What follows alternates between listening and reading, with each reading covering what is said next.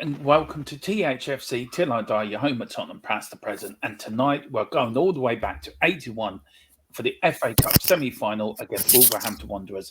And yes, I know some Spurs fans can be shouting at the TV, Sturman and Philip, it's too early about the FA Cup. We're still hurting about Sheffield United. Well, we thought we'd take you down the trip down memory lane to the time that we played Wolverhampton Wanderers, who we're playing on Saturday. And Philip, this is a good time for Spurs' history. One game away from Wembley, just, a few years from coming back up from the second division. And this Wolves side was a strong side, wasn't it? Had Emlyn Hughes in it, Andy Gray up front. There were no pushovers. They were a good side. They were quite well established in the first division as it was in those days. And yeah, they'd done quite well. And it was a 50-50 who was going to come through that semi-final. And obviously, the first match, I think it was Hillsborough, was a draw, and it was ironic that the replay was played at a certain ground that no longer exists in North London. I think you might have had something to do with the demolition of Dermot. I did. It was the best day of my life working on demolition that old feckin' place, I must admit. Yeah. So, it was a bit ironic now to go and get to a cup final at the old enemy stadium, and a great game. And I mean, it's some cracking goals in it. And I love to see Spurs in the all-white kit. Yeah, there's something very good. I mean, Philip, look, I know we're still hurting after Wednesday. And I know, look, a lot's been said about it. Just very quickly, just to go over that game, Philip, just to really get our thoughts on it. Look, what any positives can you take from that game on Wednesday, or is it all negatives? Positives. Hard to come up with any. Okay, I suppose if you could take one positive out of it, it was at least Pedro Porro didn't make an absolute bags of it like he did against Leicester. He showed a couple of bright spots, but without really doing anything too much. But there was more negatives than positives. Yeah. I mean, the performances of Davinson Sanchez was atrocious. I mean, awful. There was no energy in the team. There was no spark.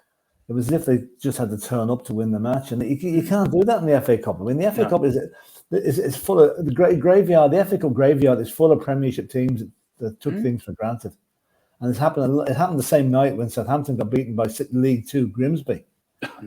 No, so you can't take any easy games in the FA Cup. And I mean, what sickens me is Sheffield United basically played their reserve team.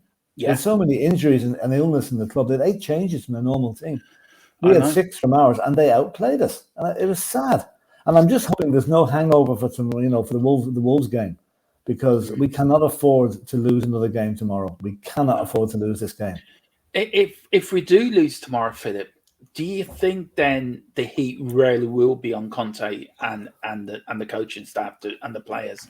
And would this add more fuel to the fire for the Levy out protesters as well, to make their point then, look, this is what you do when you don't run a club properly. This is what you get. Do they have a point? Well, they do, but you see, the Levy out protest, they seem to go very quiet when we win a match. But when we lose, it seems to add fuel to their fire. And I'm not taking sides on this. I'm only saying as I see it. And a defeat tomorrow will give them a tanker full of reasons for wanting to go after Levy. And also for Conte, like I see now that the Conte out brigade, I'm not calling brigade, the Conte out faction is becoming more and more loud in their protest about the way we're playing football. And Conte, I believe, will not be with us tomorrow. He's not coming back until the Milan game on Wednesday. So Stellini is in charge again tomorrow, and there's a lot of pressure on Stellini. On the team that he picks, right?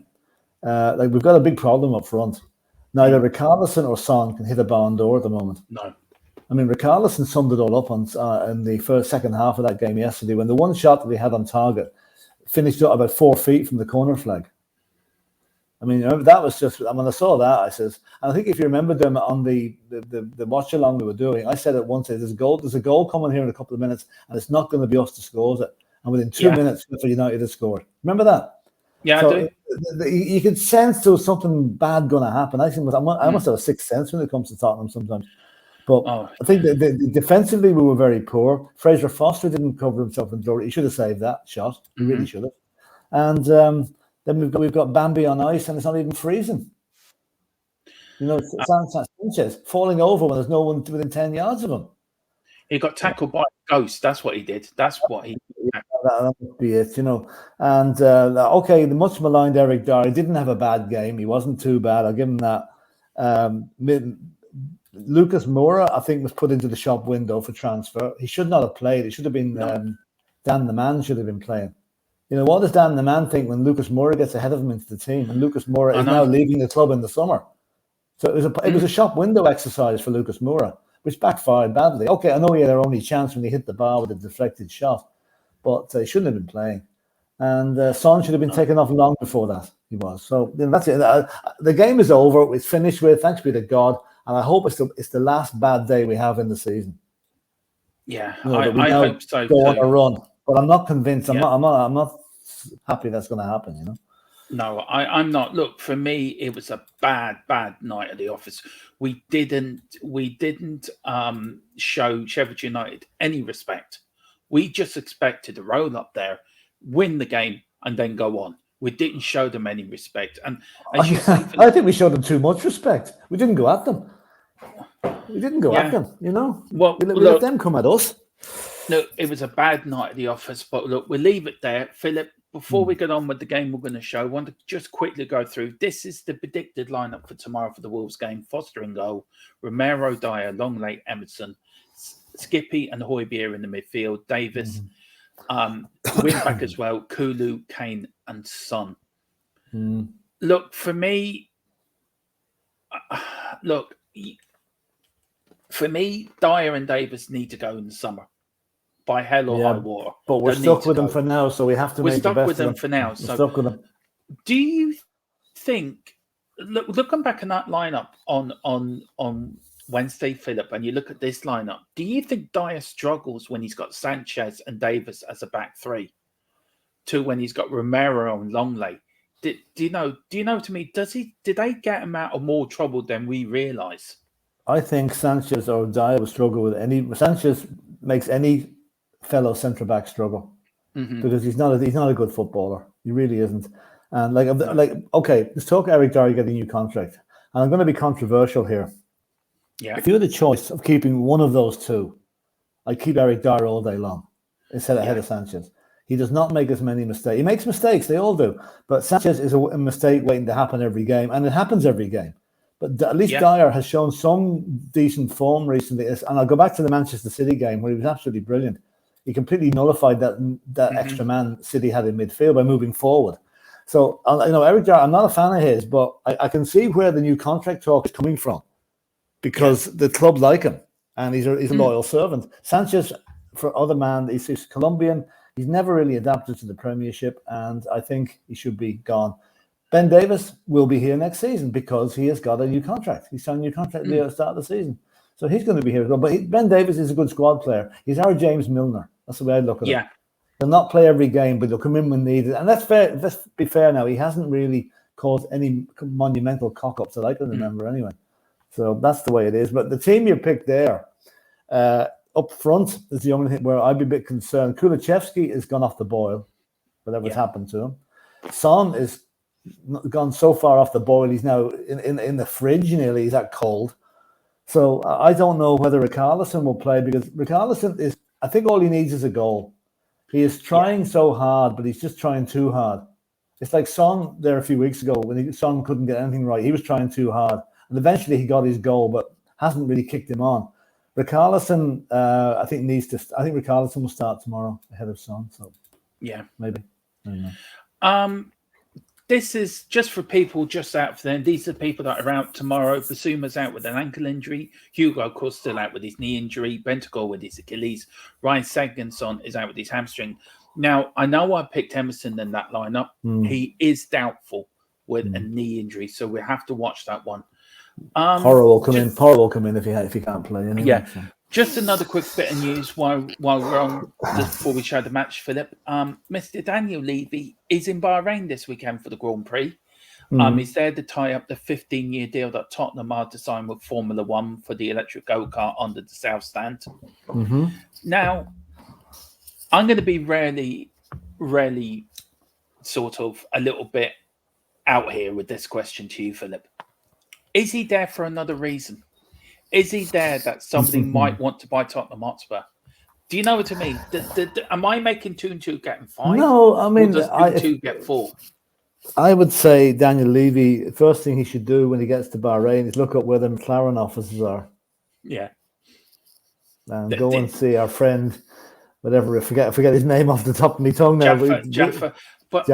Go and see our friend who's talking about making a bid for Tottenham. And okay, maybe Daniel Levy is a Formula One fan. Maybe he's not. He's definitely gone out there regarding the deal. That's absolutely cast in stone. But when he's there, great opportunity to have a chat with whoever the powers that want to buy Tottenham are, and you never know. Do you think that could be happening? It could be, yeah, absolutely, it could be. Or there could be nothing to it. We'll probably never know. Well, we might know something. If there is something to it, we'll hear about it. But I'd love to know if there's if the journalists out there have got wind of this. The Sky. I know that they're not soccer, and could they just keep an eye on him and see what he's doing, Yeah. Well, Craig Slater, who's an F1 reporter for Sky, he said reports from Bahrain where Tottenham chairman Daniel Levy is in attendance ahead of this week's Grand Prix, but he's also there for other reasons. That's not what he said. Yeah. Is that what he said? No, there's something going on there. Yeah. Because they'd hear little things coming, snippets that they mightn't be able to completely clarify, but they can put it out there as a kind of a rumor. Yeah, that sounds encouraging now, to be honest. Yeah, it does. But anyway, don't worry, folks. We are going to keep you up to date with the Formula One this There's only one thing, Dermot. I hope if the one thing would worry me slightly, and this is going to really flip it now, that if Ferrari are looking to buy into a team, right, we can't let them because they're red. No. As much as Ferrari are the oldest team in Formula One, have been there since 1950. No, we do not want red at our club. But for all your latest Formula One news, the watch-alongs to the race and the watch-alongs to the qualifying sessions, you will get them all here on THFC Till I Die. Myself and my new F1 sidekick, Philip, next to me, who I'm going to bring. I was watching the documentary. I was watching the Netflix thing this morning. They don't like each other very much in that game, do they? They don't. God. There is a lot of fighting, believe me. It's very political Formula One, but it is a load of fun as well. Right, Philip, shall we get back to what we know and love? Right, we're going back to 80-81, Philip. The FA Cup semi-final, the second leg at Look at them haircuts. Yes, your hair's not as long as theirs now, Dermot, anyway, that's for sure. No, that is for sure. Course played at Old Highbury, Philip. Course 2-2 in the first game. I think Wolves didn't Tottenham score on the last minute or something of that game at Hillsborough. Somebody, was it Wolves? No, it was Wolves got a penalty. Wolves, I think, near the end. Given a penalty that there wasn't a penalty, to be fair. Wow. But also, we nearly had a Hillsborough then, and 7 years later, it actually happened. The tragedy of Hillsborough. So, do you think you look at the football stadiums then, Philip, to the one we're going to on Wednesday? Mm-hmm. How far has football come forward from the early 80s to now? Yeah, some of those stadiums were rough now, really were. They were built, a lot of them were built pre-war, and then maybe they were bombed during the war and they were rebuilt after it. But corrugated iron roofs and they're rough enough, and a bovril and a pork pie at half time, now they have gourmet food in the football ground, Could you imagine Daniel Levy taking over Tottenham in the 80s?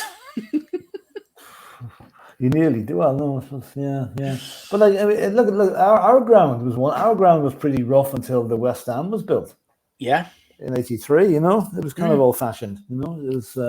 I remember my first trip there down the old Paxton Road end. It was all these metal, stanchions that you stood up against, and the crush was something else. Like health and safety hadn't been invented at that stage. Just let as many in as you could. But they have them now in the South Stand, don't they? South Stand. They do, the walking area, the standing area, that's fine. Yeah, but that's only a small area of the ground. And the ground, that ground is, for anyone that hasn't been there, it is absolutely superb. Really, it's a work of art. Yeah. Do you think standing's coming back into the game now? They want to go back to what it was. Back pass. Well, let's face it. Most teams, a lot of teams stand up anyway. There's they don't really adhere to the rules. I don't think it'll ever make a full comeback. But I think the only reason it was really banned in the first place was because of the hooliganism, and also the reason. Remember the fences around the pitch as well. Yeah, which was a major factor in Hillsborough. It was. And also dodgy police and completely corrupt police. Which has been, well, that guy's paid the price for that, hasn't he? Yeah, it's shocking though, isn't it, Philip? You think how bad the policing was then, how corrupt it was, and Liverpool fans paid with their lives for their incompetence. Tottenham nearly did 7 years in 81. Yeah. If you think about it, things twist of fate. There's no lesson learned. There was no lessons learned. I mean, it was just carry on to the next time, So I mean, in all fairness, the health and safety coming in might be a pain in the ass for a lot of things, but it does keep people safe, and that's the main thing. I mean, when you go to a football match, you don't expect to get crushed to death, do you? No, you don't. And God knows what them families have gone through. And fair play to them for keeping up the fight for God knows, what's it, 30 years now, Philip? 40 years now? 40 years nearly. Well, it's 35 years. Yeah. 33. 1989, wasn't it? 88, 89. Yeah, it's 35 years nearly. I mean, this season wasn't a great season for Spurs. We finished 10th in the league. Birkinshaw was probably under a bit of pressure now. He had a squad of really great players to pick from, and he was probably under that bit of pressure to win a trophy. Do you feel Conte's under the same pressure like Birkinshaw was back then, that he was under pressure to win something? We hadn't won anything since 1973. Yeah. So we went a long period without winning a trophy. Well, we went 8 years, but we've gone 15 years this time. So, if anything, Conte should be under more pressure. And he probably is, because let's face it, there was no social media back in 1981. No. It's been the only pressure they were coming under, maybe newspaper articles and fans talking amongst themselves. But now it's out in the open. It's everyone can read what the pressure the manager's on, what pressure Levy's under. So whether Conte's under the pressure or not, I still think the Conte is on his bike on the 30th of June. Oh, good save. Good shot from Tony Galvin. Good save. So, I have to disagree with you, Philip. I don't think he is. Yeah, I don't know. I'd like to think you're right, Dermot. But I'm just reading the signs here now. I have a feeling he's not. But, we'll see. Well, I'd love him to stay. Wasn't the same thing said this time last season? A lot of the media, he'd be gone by the end of the season. But that was because what he said himself, though. That's what he said himself after we lost to Burnley. I remember after beating Man City, we lost to Burnley, and he more or less he was questioning his ability and whether he was at the right club. I think at that stage. So I think nowadays he's not saying too much. Although I do believe he might have come out with something this morning about getting back to the job or something. So. Yeah, maybe there's a bit more positivity about him now. Maybe he sees that he is. We're still in the Champions League. We're still in the chance of a top four. So maybe he sees a potential, but we probably won't know. It'd be nice for someone to come out and say yes, he is staying or he's not staying. Whoa, that was close. Well, William Kelly's she goes and sees Spurs will win a trophy, but they're massive underdogs. Well, Champions League. I was saying we were going to win the FA Cup this season. I was convinced we were going to win the FA Cup. I was, and I'll tell you one thing, Philip. I felt so deflated after Wednesday. It was like somebody had stabbed me in the back. That's how deflated I felt. We're out of the competition that we owned. When we last won the FA Cup, we were the record holders of the competition. That's right. Now there it goes. Good old Crooksy. Yes, 1-0. He was a great player, wasn't he, Garth Crooks? No. There's old Glenn Waddle. My wife thinks it's a live game on here, I think, at the moment. They don't play on Fridays, Mary. It's a rerun. You'll be getting the rattle out next. Oh, dear. Yeah, nice goal. Lovely ball by Glenn Hoddle there, wasn't it? It was. Bad defender. If you're an Alan Hansen, you'd be scathing, or Roy Keane, you'd be scathing about that defence. You would be. Yeah, so I would love Roy Keane to come into our dressing room and just talk to the defenders, just nicely. I don't think Roy Keane can talk to anybody nicely when it comes to. Anyway, he's still the best pundit there is, though. There is. Yeah. I always love him on Sky, especially when he told De Gea he was getting on the bus. Yeah. I wouldn't let him on the bus. I headbutt him and let him off. Oh dear. Oh dear. There was a story about Roy Keane. He was doing the managers meeting before they were playing. I think Sunderland were playing Wolves or something like that, and he was going on about their goalkeeper.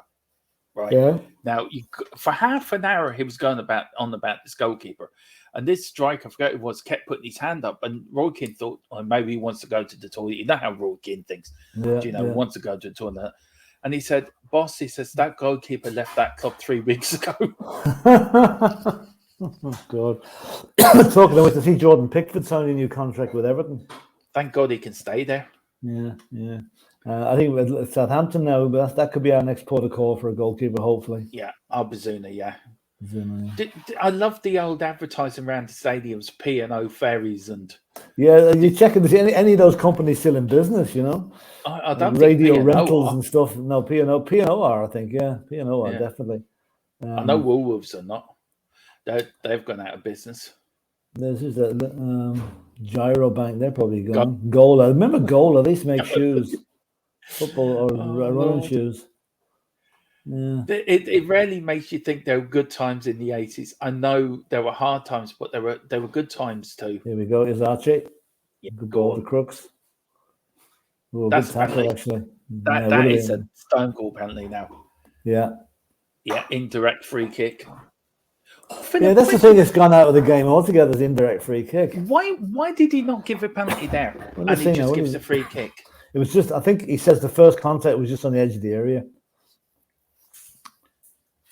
It's indirect. It is in the area.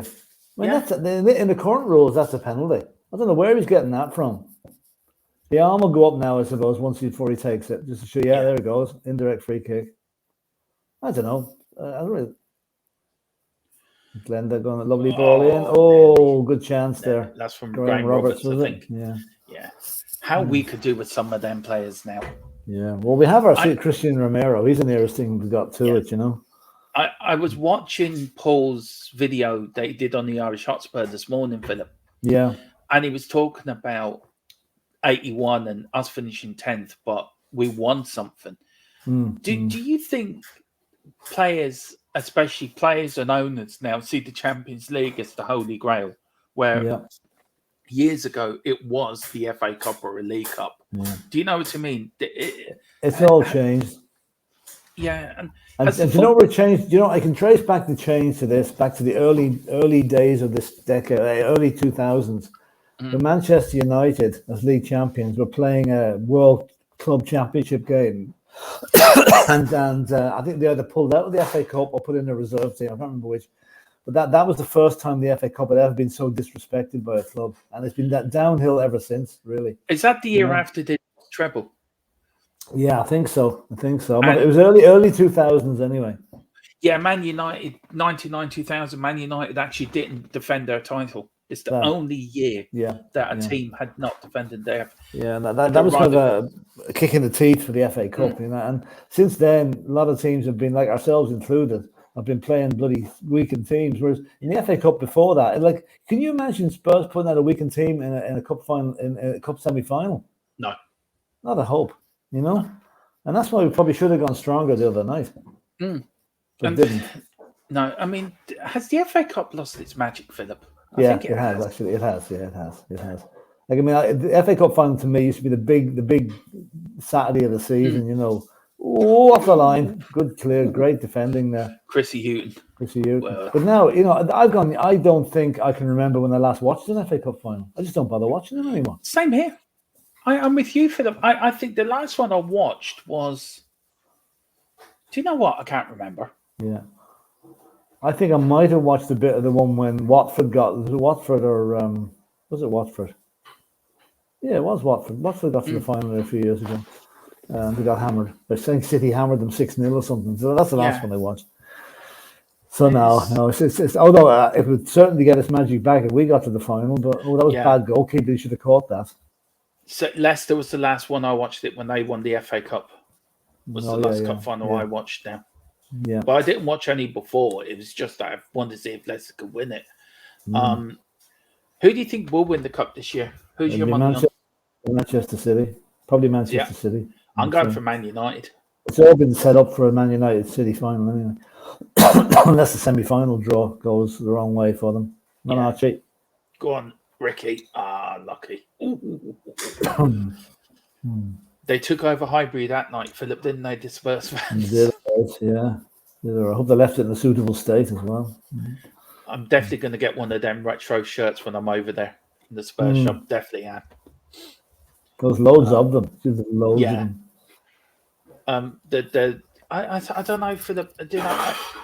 Wolves now tomorrow. How must win is it for us to get the result tomorrow?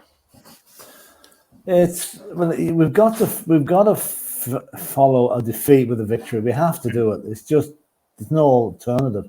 And Wolves will not be easy. No, they will not be easy because they're an up and down team, but they are capable of getting a very good result. Now and again, and they'll be up for it tomorrow. We have a few good, we don't have to mention the one last year, Dermot, at Tottenham Hotspur Stadium. I still get twitches now just thinking about it. It's talking about that, man, Philip. That game last year, was that the turning point for our season last year, Wolves? And if so, can this be was Sheffield United the turning point of our season this year? Hopefully. But the only thing I didn't like the look on Harry Kane's face at the end of the match the other night. He looked like, what the hell am I doing here? That kind of a fed up look. That was his last chance to win the FA Cup with Tottenham. Hopefully this season, just he'll be still here next season. But no, hopefully it will. But a lot depends on the G up that Stellini is able to give the players. Look at the goalkeeper here. Just punches the ball well outside the area. Did he punch it or head it? He punched it. That's it should be off for that now. Steve Perriman was giving them a bollocking for punching. But he could have headed it, He could have headed it. Could have done. It just shows you that's another rule change. He'd be off the red card for doing that now.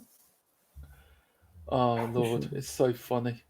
I can't remember who the referee was. He is a famous referee. George Courtney. Yeah, from back in the day. But that they were a team of winners, weren't they, Philip? They were a team of.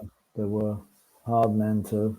Yeah, today's team could actually learn a lot from them.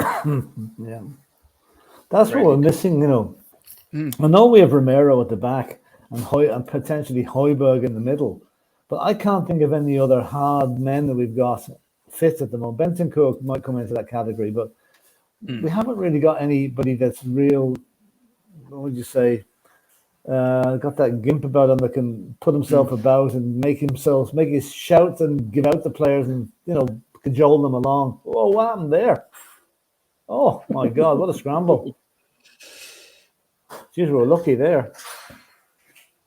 We're very lucky. I just there was something that came out yesterday, Philip, and it sort of ties in with this Daniel Levy things that Tottenham are looking to become the first multi-sport club.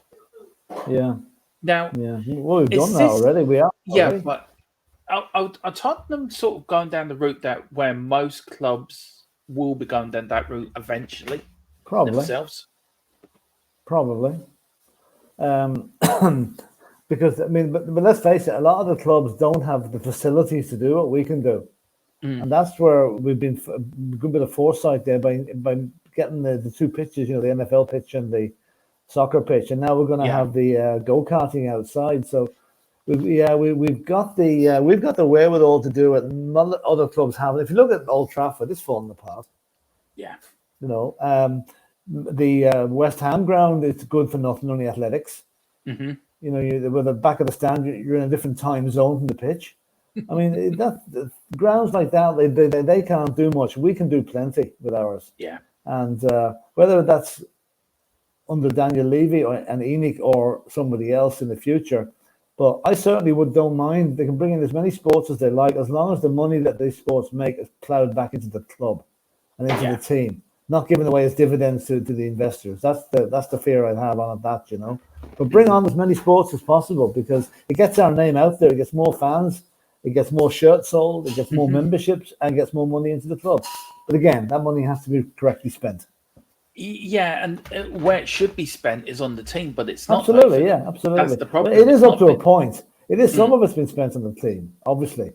But like Pedro Porro, 40-odd million. But we need the centre back situation remedied in the summer. That's a priority. We need. I see James Maddison name cropping up again today. Spurs are interested. We should have bought him in January. And then we were okay. Attacking wise, we're fine. Except we just need a cam to provide the bullets for them. And once we have that and 2 centre backs, I think we're pretty well sorted. And plus a new goalkeeper to come in. Where do you work on the centre backs, Philip? Do you think that's where we need? If you're a Conte and you had a plan for action, look at this! Here he goes. Go on, Gaff. Yeah, 2-0. Oh. Yeah, I mean, if I was Conte and I looked at my alternative to Christian Romero was Davinson Sanchez, I'd be on the phone to Paratici. Please get me a centre back or 2. Doesn't it break your heart to see this and what we had to watch the other night? It really does. He's 5 yards behind those Wolves players and he outpaces them. Brilliant. He was a decent striker. I don't think he gets an awful lot of credit. I like Gaff Crooks. He was a good player. He was himself and Archibald were like none of them were that tall. No. The 2 strikers, none of them were dominant in the air, but they were so quick and they had such an understanding. Yeah, they were Arcane and Son really to a lesser degree. And what a pass by Glenn Hoddle, though. Oh, what a pass. I mean, do you know what? If I was Tottenham, I would set up a board with ex-players. Glenn Hoddle, Gary Mabbott, Graham Roberts. Players from around that era, the 80s era when we were successful. Right, Conte, you go to them. You want players, go to them. Do you think that's what needs to happen at Tottenham, that we need to go back to basics? I think we do. I tell you, just looking at that, there was nearly a bit of a fight on the way into the dressing room there. We do need to go back to basics. We need to get our ex-players will always know what's best for the club or should do. I mean, not all the time, but some of them should. And I see the likes of Graham Roberts involved. I mean, Graham Roberts bleeds Tottenham blood. Even though he played for Chelsea and played for Rangers and whatever, he's not like Jason Cundy who can't stand Spurs even though he played for. He's a disgrace. Idiot. He's an absolute idiot. He was jumping up and down for joy the other night when Spurs lost. Yeah, I mean, that's cracked. You played for Jamie O'Hara. Pay your way. Jamie O'Hara can have his moments as well. But look, do you think where do you have that players? Do you have them as a board? Do you have them on the football side? No, advisory thing. Advisory. They wouldn't have them on the board because they wouldn't be. I don't think that's probably right. No, I meant have them on like. What I mean for the subcommittee. A subcommittee. Yeah, I mean leave Daniel Levy to deal with the business side, but have football men to deal with the football side. Yeah. Well, that's the ideal way. You'd love to have that. Unfortunately, that's not the way it is. Maybe it will be whenever they sell, or I hope they do sell. So I don't know. Is that a couple of the old Tottenham board there? That's probably the Richardsons. I'd say this is before Irving Scholar got involved. But I'm just watching Glenn Hoddle there. You remember the old thing there when Glenn Hoddle went all religious for a while? Yeah. And they said Glenn Hoddle has found God. And so that was one hell of a pass.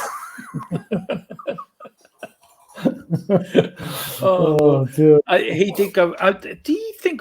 Talking about Glenn Hoddle and that, Philip. My time watching him as a Spurs fan as a kid, like he was God to me. He was Tottenham. He was. Do you feel that Harry Kane will be remembered in the same way, like a Glenn Hoddle or like a Steve Perryman, or do you feel it's different football and different? He'd be look different. Do you know what I mean? Interesting question, actually. I mean, I think I get the feeling Spurs players to be looked at on where they actually played. I mean, we have legendary defenders. We've got likes of Mike England and Dave Mackay and Graham Roberts. Then you have legendary midfielders like Gascoigne and Hoddle. And I think they can compartmentalize when it comes to where they actually play on the pitch. Like, I don't think it's really fair to compare a central or attacking midfielder with a striker. They're both excellent in their own way. But it will, if there was ever a vote as to the greatest ever player played for Spurs, then that would be interesting to see where that came out, regardless of position. Do you think legend? Yeah, but you've seen a lot of Tottenham over the years, Philip. You've seen Greavesy to Hoddle to Mike England to Gary Mabbott to Graham Roberts to Dave Mackay.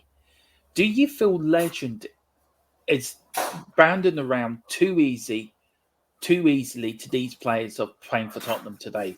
The likes of like like Sanchez and Dier and they're a Tottenham great player. Where they're not, when you compare them to the likes of how Graham Roberts was told when he was leaving Tottenham, leave the boots at the gates, and that's it, you're gone. Yeah. Sanchez isn't a legend, he's a legend. Yeah, he is. He's more than a legend, he's a complete idiot. But no, the point I made, do you know what I'm getting at? It's legend who banded around easily. Here we go, Ricky. Here goes Ricky. Here we go. Go on, Ricky. Whoa, yes. Oh, I mean, for him, Philip, now, the replay now in the final, that's, do you know? Especially after the first game, he trudged off he couldn't do a thing right in that game. Now, one thing I remember at Ricky Villa was he could play great for 6 games and then play bad for another 6. Yeah. And then he wasn't that consistent. Like when you, apart from the goal, like you know, if you look back, if you say Ricky Villa hadn't scored that goal against City in the final, right, he'd hardly get a mention against Ardillas. Yeah, because Ardillas is just so much the better player for us, but because Ricky scored that goal, he always gets a mention because of that. I mean, right enough, it's still the greatest goal ever scored in the cup final. You know, but it is. For me, it's the greatest goal they ever scored. And apart from, I have to say, Gerrard's thunderbolt against West Ham, the last minute for excitement. For me, Villa's goal is probably the greatest goal ever to be scored in a cup final. At old Wembley, anyway, at least. But you know what I would put down as the greatest goal Spurs have scored in the last 5-6 years? Is Dele Alli's goal in Crystal Palace. Yeah, there's another player. Do you remember the one he flicked it over the guy's head? I mean, that was class. Was. There's another player, Philip, had it all in the palm of his hand, and it's just, why did players let it go so? I mean, you can't name me one player here that some of them, are not world class, but they give the all for Tottenham. They never let the standards drop. No. What's the difference from, say, Tony Galvin and Glenn Hoddle and Chris Hughton and Stevie Perriman and Graham Roberts to the likes of Dele Alli and that? Is it purely down to money? It's down to money. It's down to too much money and too much hangers on. Too many hangers on telling you you're great, and getting into the wrong company, and also getting involved more with extracurricular activities outside the game. None of these guys ever did that. They played football, and that was it. They did nothing. They weren't promoting video games. They weren't promoting lines of clothing. You know, that's what gets these guys think they're above their station. Dele Alli being a prime example. He's the most tragic figure in the last 10 years of football. Yeah, that guy had it all at his feet, and now look where he is. Hardly getting the sickness team. Yeah, well, mind you, Glenn Hoddle did try singing. Look where that ended up with him and Chris. That was only a bit of crack. I mean, that wasn't. No, he says himself. Philip, he says himself that was only a joke. You know. Yeah, Philip, that was awful. It was the worst song ever. I've heard it once, all right, and I've never wanted to hear it. Yeah, I haven't heard it in years, so I can't even remember what it's like. You know. Well, they got on Top of the Pops with it, so it shows either how bad Top of the Pops was. All right, well, let's put it. He was a better singer than Ozzy Ardillas, anyway. Give him that. Oh, mind you, yeah. There's Andy Gray, and then Emlyn Hughes gone off, is it? And it's Crazy Horse, yeah. He's of course won the League Cup with Wolves, didn't they? He did, yeah. Then I think Tottenham are now just in cruise control now. Cruise control now. Oh, another one. Another one. Crooksy could have got his hat-trick. Yeah. Look, well, we're looking ahead now to the Milan game, Philip. We're going to it because we'll be there, and because we will give you plenty of content while I'm in Tottenham on Wednesday. Me and Philip and Ellie will be doing a live stream from the Hotspur Stadium before kickoff. What are you hoping to see between now and Wednesday? I'm hoping to see a victory tomorrow. Obviously, that's imperative to get things back on track again. I want to see on Wednesday night. I want to see the crowd louder than they've ever been in that stadium. Yeah, because I don't know how AC are going to react to. Like they're winning 1-0. They'll probably come and put 10 men behind the ball like Italian teams normally do.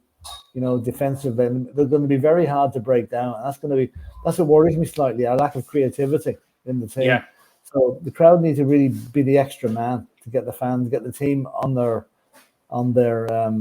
game. We score early, I think we'll win comfortably. But the longer it goes on, the more nervous the crowd's going to get, and what that can transmit out to the players as well. So, but it is, I was very confident after beating Chelsea, but I'm not so confident after losing to Sheffield United.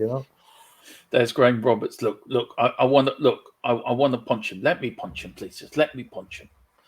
Look, for me, Philip, I think it's going to go to penalties on Wednesday.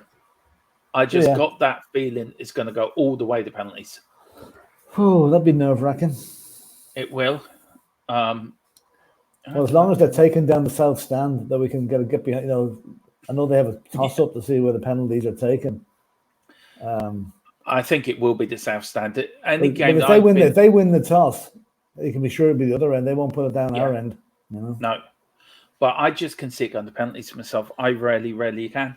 I can't see it going anywhere else. Look, I don't know, Philip. I think Tottenham are at a crossroads now this season. I think with the owners, with the fans, with the players, I think we're so disconnected from the fans and the players that the club is. And I think a lot of the fans are. There are a lot of fans who aren't even aware of what's going on. That wouldn't be on social media. I know the more older fans. A lot of them wouldn't care. And I mean, it's not got to the stage where there's a mass revolt against Levy. I mean, there is demonstrations and a lot of unrest, but it's not got to the stage where everybody in the stadium is turning around and saying Levy out. No. And that's another thing. But unless Levy comes back from Bahrain now at the weekend, having bought a Formula One team, that would really put things up.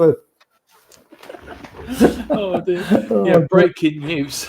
And I still think, Philip, there's something more to him. Oh, look at that! How did that not go in? I still think there's more to that. Him going over there, especially with the Formula One race down McLaren there this weekend. Probably him there himself. Look, let's have a talk and the deal. Look, there's say 3.8 billion, but you can stay in charge for another 2 years. I mean, that's the problem, Philip. Somebody new could buy Spurs over. Daniel Levy probably kept on to see the transition period. Well, did that go over the line? No, it didn't. No, just about not. But do you see my point? We may get new owners, but we won't be able to get rid of Daniel Levy. I think it's one of three things. One, Daniel Levy and Lewis decide not to sell, right? And we're stuck with them. Secondly, they take a 30% investment stake from whoever, right? Then Daniel Levy stays on, I think, right? Now, if on a complete buyout, he might be kept on for a short length of time, but he won't be kept on. No. He'll be gone. Because they want the clean sweep. And they probably, if a football club to be sold, there's a massive amount of due diligence goes into it, their finances, their books, everything. So that they'll all be familiar with that before they take over and probably feel they don't need Daniel Levy there anymore. Yeah. So if a complete sellout, his tenure will be very short. He'll be gone very quickly, if not immediately. Yeah, you look at Chelsea though. I mean, that man's spending money like there's no tomorrow. Oh well, he's an idiot. He hasn't got a clue, really. Yeah, but on the other side, on that, Philip, you can do you think he's, at least he's showing, look, we're going to buy the best players for us. He's got a bit of ambition. Yeah, he has. Where but he's we bought don't. Players. He doesn't need them. They haven't got a striker, for God's sake. Yeah, I know. He's buying players, but he's not liaising with anyone to see what sort of players they should buy. And that Hernandez fella, he paid 107 million for him. The guy was only bought for 8 million last season. I mean, talk about seeing him coming, Yeah, we've got this new fella in town. Let's back the points up a little. Look, Chelsea are struggling though, aren't they, Philip? If you look at it. Yeah. Well, I mean, as Mia said the other night, there, Chelsea boys have got name tags on themselves. They don't know who they are in the dressing room. There's that many new guys. Hang on. What's your name again? Where do you play? No. Be like Prince Charles, and what do you do? Oh, look at this. Oh, Lord dear. Oh, jeez, what a miss. Yeah. What do you God, do? Archie, what are you doing? Yeah, he made up for it in the final. Bless him. Did he score in the final? Garth Crooks scored.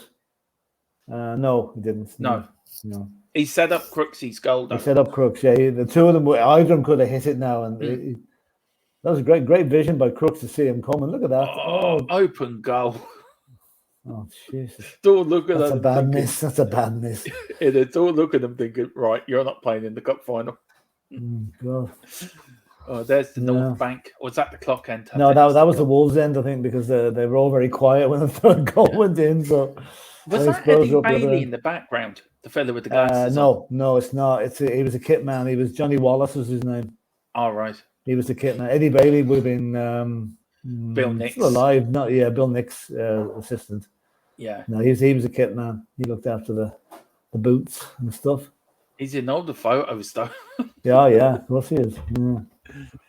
Remember the fella that jumped up on the he passed away, didn't he? Did he? All right, yeah. I wonder was he ever arrested for that? I think ever happened to him, No, I think he got let off. Steve Perriman, when we did Steve on the channel under a different name, he said that he died he got invited to the reunion, the 81 reunion, and they actually invited him along as well. Because it was much as potch as that. And he passed away, he said, a few years after that.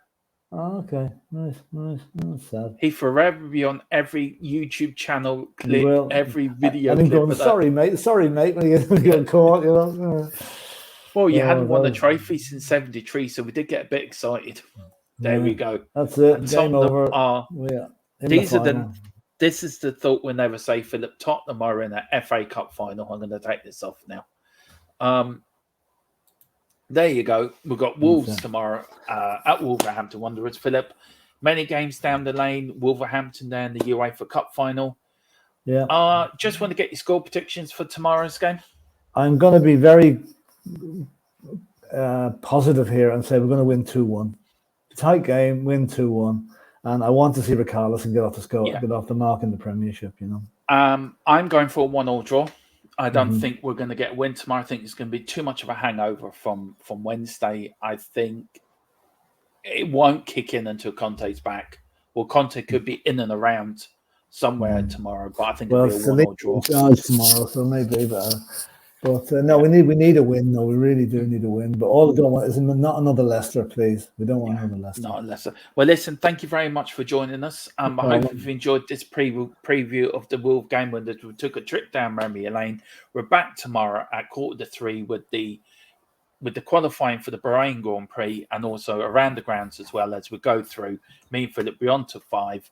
Join us then. And then, as I said, Sunday, there'll be some pre-recorded content over the next few days, and then as from Wednesday, me and Philip will be on tour. We'll be on tour. We'll be on Wednesday. Me and Philip will be live from White Hart Lane. I'm not calling it any other name by White Hart Lane.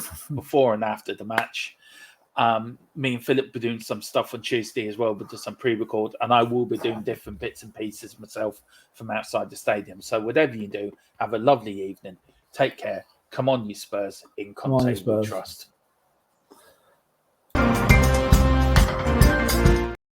Wrong one. Sorry. I use this one. Thank you. Bye-bye.